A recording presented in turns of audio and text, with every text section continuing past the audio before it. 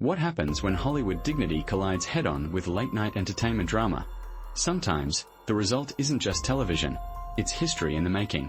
Picture this: an award-winning legend, Denzel Washington, steps onto the stage of a late-night talk show, expecting nothing more than a chance to promote his heartfelt new film about redemption and second chances. The crowd is buzzing, the lights are hot, and the atmosphere feels like just another night of laughter, charm, and smooth storytelling. But behind the curtain, a different script is brewing, one filled with tension, ambush questions, and a host determined to spark a viral showdown. Instead of celebrating a film about forgiveness, the interview turns into a test of faith, values, and composure. The host presses harder, pushing Washington into corners he never agreed to enter. And suddenly, the polite smiles are gone, replaced with sharp exchanges that have the audience gasping in their seats. As the clash unfolds, viewers at home are left asking, who's really in control? The celebrity maintaining dignity under fire, or the host chasing headlines at any cost? Like the old saying goes, respect is earned, not demanded. And in this unforgettable moment, the world got a front row seat to see who walked away with theirs intact. Every so often, television delivers a moment that people don't just watch, they feel. And that's exactly what happened when Denzel Washington, one of Hollywood's most respected actors, walked onto the late-night stage with his trademark quiet confidence. The crowd roared, the lights beamed, and for a moment, it felt like business as usual. A celebrated actor promoting his latest film, a story of redemption and second chances that had already stirred Oscar buzz. But anyone over 40 knows, life rarely follows the script. What began as light banter quickly shifted into dangerous waters. Instead of focusing on the movie, the host began circling Denzel with questions that sounded less like curiosity and more like a setup. Faith, politics, social issues. It was clear the conversation was about to turn into something bigger than entertainment. Now, for viewers in their 40s and 50s, this wasn't just television drama. It was a reflection of something deeper: how quickly respect can be tested in today's world. Many watching at home knew that feeling, walking into a room prepared for one conversation, only to be blindsided by another. And like the proverb says, when you throw dirt, you lose ground. The host may have been looking for a viral moment, but the ground he stood on was slipping fast. Denzel, on the other hand, embodied what so many in this audience value: grace under fire. He didn't shout, he didn't crumble, and he didn't let the pressure strip him of dignity. He simply reminded everyone that respect and authenticity are worth more than applause or headlines. For men and women who've weathered careers, marriages, and decades of challenges, it was a powerful reminder: true strength isn't loud, it's steady. By the end of that chapter, the audience in the theater and at home realized they weren't just watching an interview. They were witnessing a clash of values: authenticity versus performance, dignity versus spectacle. And like many 40 to 55-year-olds nodded and thought, now that's how you carry yourself when the world tries to shake you. As the conversation rolled on, the mood in the studio began to shift. At first, the laughter was there, the polite chuckles, the applause on cue. But slowly, you could feel something change.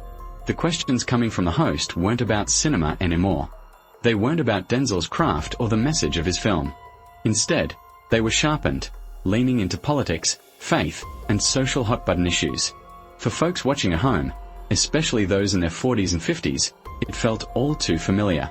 You've been at a dinner table, maybe at Thanksgiving, where the conversation suddenly turns sideways. 1 minute, it's lighthearted talk about football or family memories, and the next, someone throws a pointed question that feels more like a trap than a genuine exchange. And just like that, the warmth drains out of the room. That's what was happening on that stage. The host leaned forward, pressing harder, suggesting that silence on certain issues was the same as taking a stance. It wasn't curiosity, it was confrontation. And for viewers who value fairness and respect, it was hard to watch. There's a proverb many in this generation grew up with: don't mistake silence for weakness, and don't mistake dignity for surrender. Denzel didn't flinch. His posture stayed calm, his voice measured. He explained that his values weren't about forcing beliefs onto others but about living with integrity, working hard, treating people right, honoring family. That's the kind of message men and women in midlife understand deeply. After all, many in this audience have built their lives around those very principles. But the host wasn't satisfied. He pushed again, insisting that neutrality on social issues was itself a failure. And that's when the tension broke wide open. Denzel looked him square in the eye, And in that moment, you could feel decades of experience, resilience, and quiet strength in his voice. He reminded the room, and everyone watching, that authenticity isn't about fitting into someone else's categories. It's about living your truth, even when the world demands you pick a side. For those in their 40s and 50s, that moment resonated. Because by this stage in life, you know what it's like to be misunderstood, to have your values questioned, or to feel like someone's trying to paint you into a corner. And yet, the lesson is the same. Dignity doesn't bow to pressure. The audience inside the theater grew quiet. The cameras captured every flicker of tension, and at home, countless viewers leaned closer to their screens. This was no longer an interview.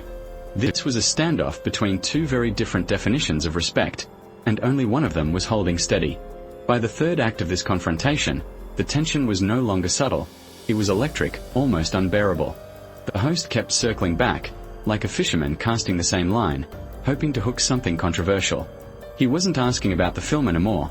He was trying to corner Denzel into giving a headline, the kind of clip that would explode across social media by morning. For the average viewer at home, especially those in their 40s and 50s, it was uncomfortable.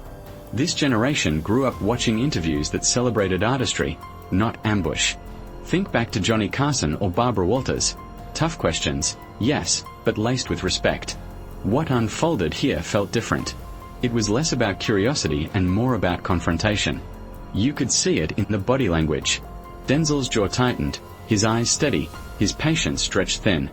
And then came the moment, the pivot point every audience member would remember. He leaned forward, voice low but powerful, and asked, "Are you interviewing me about my film, or are you trying to score a viral moment?" The studio fell silent. No laughter, no polite applause. Just a heavy stillness. For many viewers, that question hit home. Because haven't we all felt that way? Pressured at work by a boss looking for blame instead of answers. Cornered at a family gathering by someone more interested in winning an argument than hearing your perspective.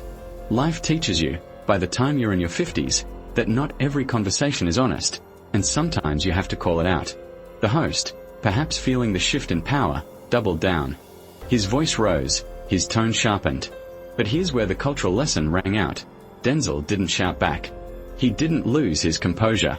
Instead, he embodied an old American proverb, "Still waters run deep." His calm presence carried more weight than the host's rising volume ever could. And this, right here, is what resonated with so many men and women in midlife watching at home. Because by now, you've lived enough to know that dignity often speaks louder than outrage. That sometimes the strongest move isn't to match the energy of your opponent, but to steady yourself, hold your ground, and let truth carry the room.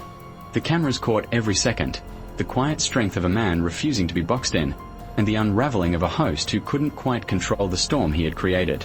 In that moment, the audience realized they weren't just watching a late-night interview. They were witnessing a clash of values, a cultural mirror reflecting back the difference between respect and spectacle. And as the commercial break loomed, one thing was clear. This was no longer about a film, it was about something much bigger. The studio audience had come expecting laughter, charm, and maybe a few light-hearted stories about Hollywood.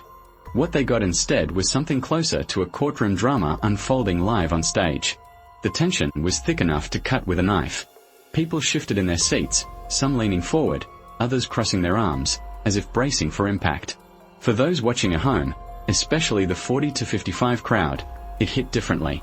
This wasn't just a celebrity being grilled. This felt like a reflection of the world outside those studio walls. A world where conversations have become louder, harsher, and where respect sometimes feels like a forgotten currency. When Denzel fired back with his calm but cutting words, you could sense the audience split down the middle. Some clapped, almost relieved to see him stand his ground. Others sat frozen, uneasy with the idea that the polished host they admired was losing control of his own show. And isn't that life? One of those moments where the mask slips, and the truth reveals itself. Older viewers in particular could feel the weight of it. Many had grown up in households where respect your guest wasn't a suggestion, it was a rule. If someone came into your home, you offered them hospitality, not hostility. That cultural code was being broken right in front of their eyes, and it stung. Meanwhile, the host kept pressing, his tone sharp, almost desperate, while Denzel stood taller, calmer, his words measured but firm. There's an old saying, you can't fight fire with fire, but you can outlast it with water. That's exactly what Denzel was doing, extinguishing the flames not with rage, but with restraint. From the wings, producers signaled nervously, unsure whether to cut to commercial. The cameras, however, kept rolling. Every second mattered, and the audience at home knew it. They weren't just watching a disagreement, they were witnessing what happens when ego collides with integrity.